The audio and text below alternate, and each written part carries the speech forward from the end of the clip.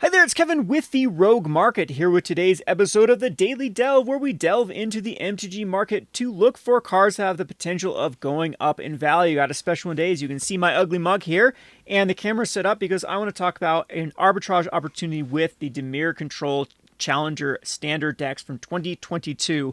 So if you're unaware what these products are, they've been discontinued, but there are rumors that they're going to bring them back.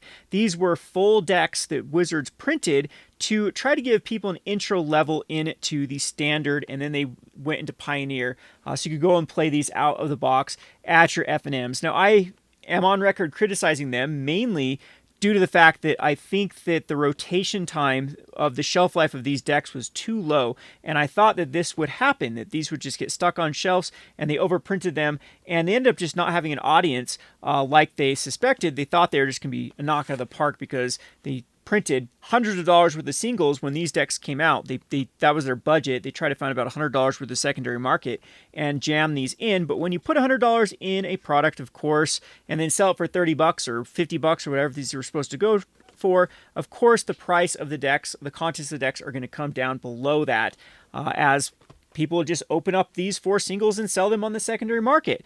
However, now that enough time has passed and these have been such an unpopular product, there was a time when these distributors blew these out for very cheap. I think we could get, I'm not sure if it's this run or another run of standard decks, you could get a full set of them or a full case of them. I think it had two of each of them for $90. And I think the MSRP for these, or the distributor price, for a Challenger case, which was two of each deck, was like 135 or 140.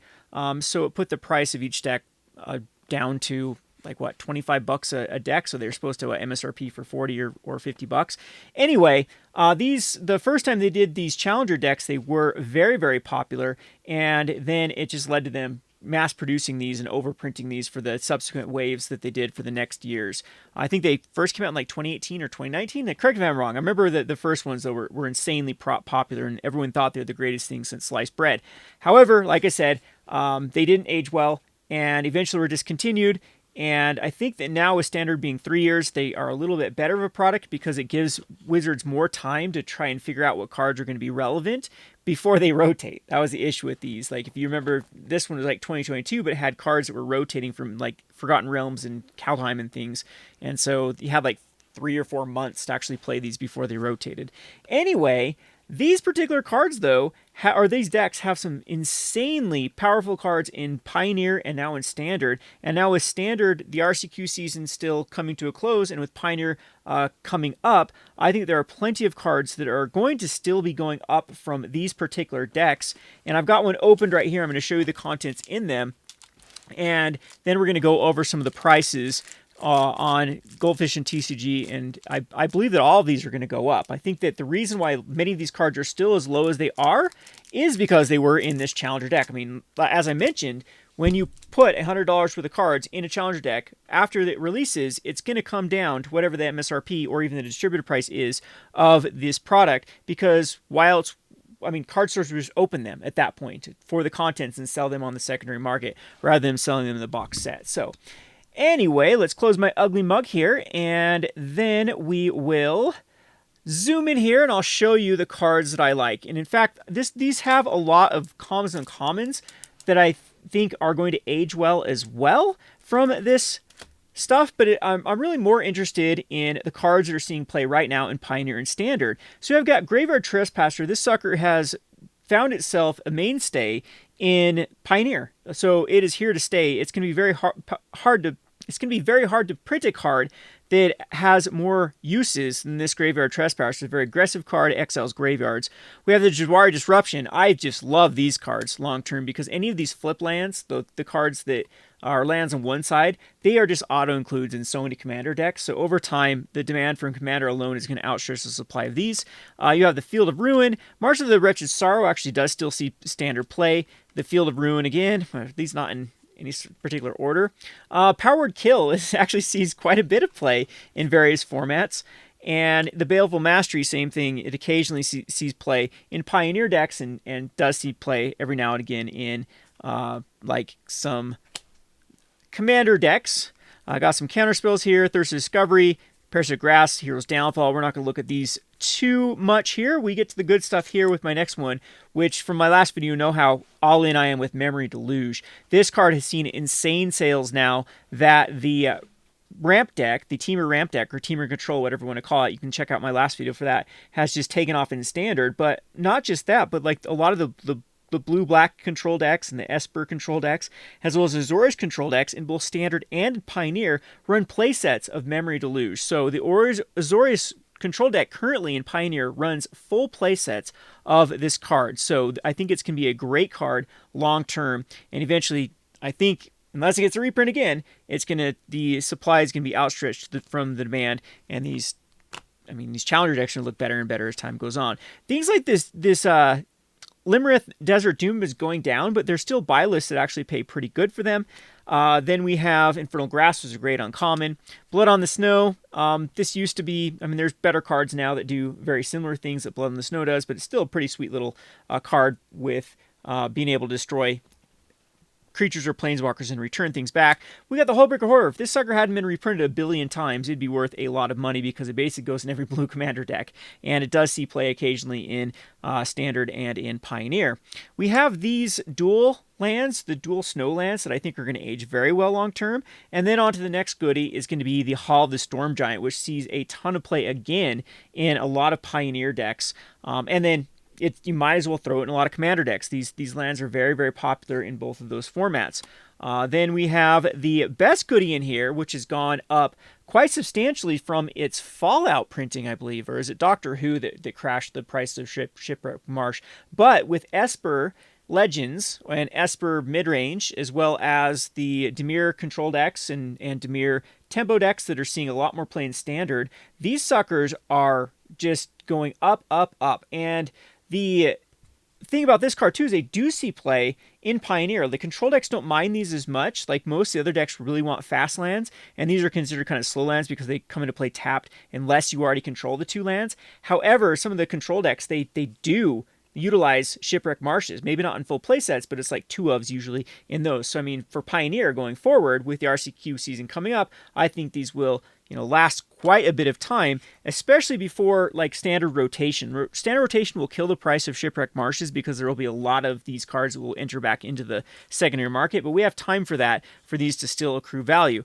And always, the snow cover lands do tend to do well long term. Pioneer decks will oftentimes have a lot of snow covered basics. They have things that utilize snow covers, and they'll be popular for that reason. They're not as hot as they used to be because they've been printed so many times in various decks. However, they do tend to create snow stuff. We saw it in Modern Horizons that had a snow theme to it, and some of those start to go. And Pauper, the islands from Pauper alone oftentimes have buy lists for those cards. So there is a sideboard, a full sideboard in these decks, or in these challenger decks as well. And there were some pretty decent goodies in here that I think, like the Siphon Insights, they see play in Pioneer. I'm not going to look at Duress and Negates. They've been printed 1 billion times. The Raven Fieldments actually do see play still in various Pioneer shells. And we have some other stuff that isn't too crazy here in kind of the sideboard slot. So anyway, now that we have that pulled up, I'm going to close this window, and we are going to take a look at the Dimir Control Challenger decks. So right now, if you were to buy every copy of a card in there, it costs you $66.77.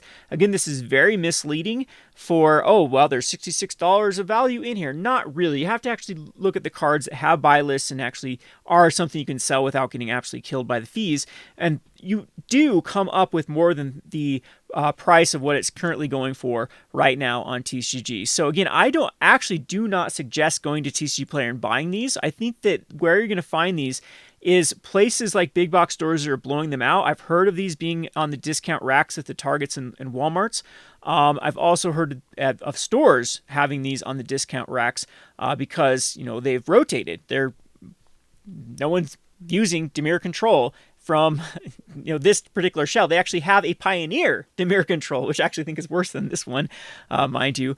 But the standard one just doesn't have any relevance right now, and that's why there's many sellers. There's a full page of them selling around like $30. Of course, you would have to pay shipping and what for these suckers. So as far as pricing is concerned, $66.77 makes up a lot by this Shipwreck Marsh is the big bulk here. And as I mentioned, I think Memory Deluge is a card that is going to go up in value in the near future. The other good cards that are going to hold their value if they don't get reprints, of course, the Graveyard Trespasser. It's a 3 of, as I mentioned, sees a lot of play in Pioneer.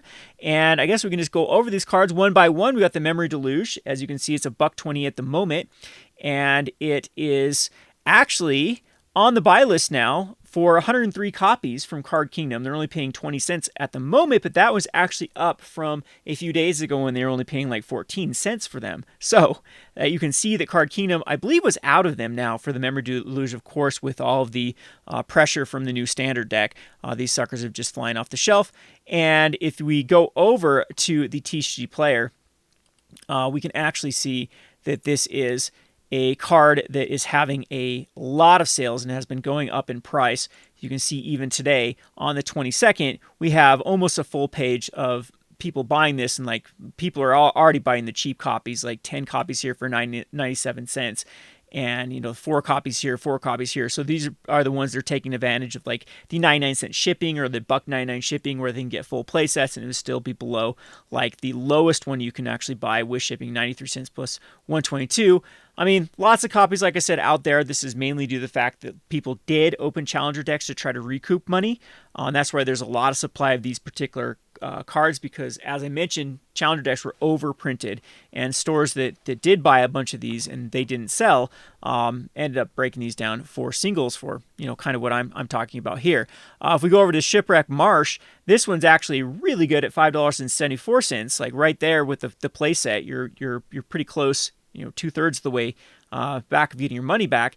And if we go over to the TCG player, the sales have been very strong for this card. So again, we're seeing multiple, like at least 20, 30, 40, 50 cards sold per day of the Shipwreck Marsh. If we go back over to kind of the data for it too, you can see like standard, Pioneer, standard. It's seeing play a lot in the standard decks that are the kind of the tier decks at the moment. For standard. And again, we do still have some time for where standard is in season at this point. And then again, like the Hall of the Storm Giants, I like to show this one because Card Kingdom actually is paying $1.50 for them and actually wants 46 of them. So they're selling these quite often. And we can go over to the price of these cards. Sells all day long for, hundreds per week, I would say, of this card is being sold. So Graveyard Trespasser, same news. We can look at it. It is a very, very hot card, sells quite often, and eventually I do think this card will go up in price, and same with Hullbreak Horror. So anyway, that is a good kind of pick for today. I know I've never done like this as a full deck to buy, but if you can actually get in to the Dimir Control, if you can find these on blowout shelves and whatnot, or just find people that have excess copies of these that, don't want to do the kind of elbow grease to break them apart, I think it's a great way to pick up these cards that I think are good deals as of now. But as I mentioned, for all of the play these are seeing, most of these cards are probably going to continue to go up before they go down by the time standard rotates. So you have time for this product is what I'm trying to say. A little bit longer of a video for this Daily Delve. I hope you enjoyed this. Make sure you click that bell icon and give us a thumbs up, and I'll continue to produce these videos and keep scraping the barrel for cards I think that are good buys and will go up in Magic the Gathering. Thanks for watching.